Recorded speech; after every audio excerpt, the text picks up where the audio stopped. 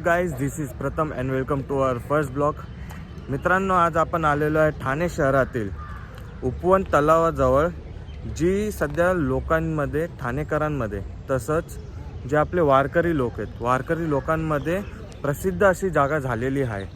याचं कारण असं आहे, जे आपले कोल्हापूरचे प्रसिद्ध कलाकार आहेत सतीश घरगे यांनी बनवलेली 51 फूट उंच अशी विठ्ठलाची सुंदर अशी मूर्ती बनवलेली आहे. आणि पाहू शकता एंट्री गेट देखील छान अशी केली गेलेली आहे. तुम्ही एंट्री गेटपासून पाहू शकता मूर्ती किती सुंदर अशी उभारली गेलेली आहे. तर चला मित्रांनो, तुम्हाला दाखवतो मूर्ती किती छान अशी उभारली गेली आहे आणि त्याच्या आजूबाजूचा परिसर सुद्धा देखील.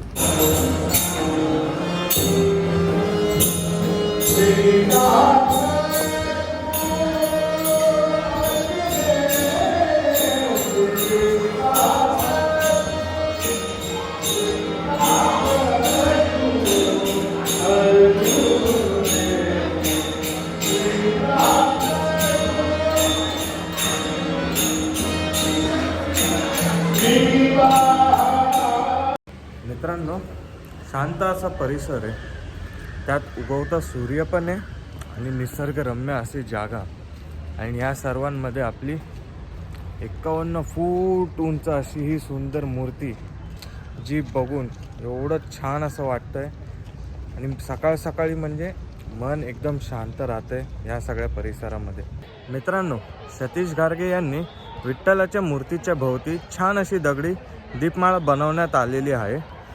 तसेच विशेष आकर्षण म्हणजे काय आहे, रात्रीच्या वेळेत पर्यटकांसाठी छान अशी स्टेज शो ठेवण्यात आलेले आहेत.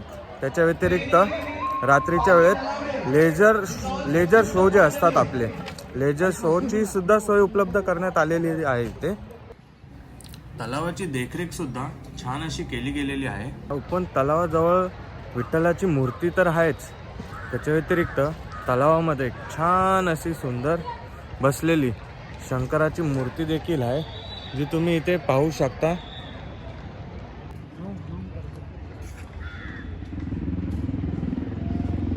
मित्रांनो, उपवन लेकला संध्याकाळी 4 वाजल्यापासून बोटिंगसुद्धा करायला अवेलेबल आहे. इकडे तुम्ही मागच्या साईडला पाहू शकतात, इकडे बोटिंगसुद्धा अवेलेबल आहे. तसंच या बोटिंगच्या ऑपोजिट रोड म्हणजे ऑपोजिट डायरेक्शनलाच एक छान असं सुंदर गणपतीचं मंदिरसुद्धा देखील आहे.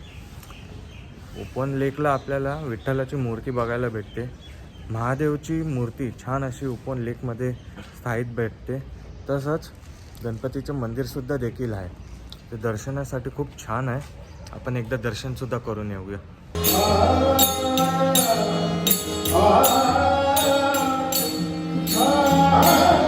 तर मित्रांनो, हा होता आपला पहिला ब्लॉग.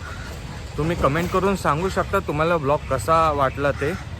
आपल्या चॅनलला सबस्क्राईब करायला विसरू नका. स्टे ट्यून, आपले अपकमिंग ब्लॉग्स ह्याहून छान असतील. भेटूया आपल्या नेक्स्ट ब्लॉगमध्ये. Bye bye.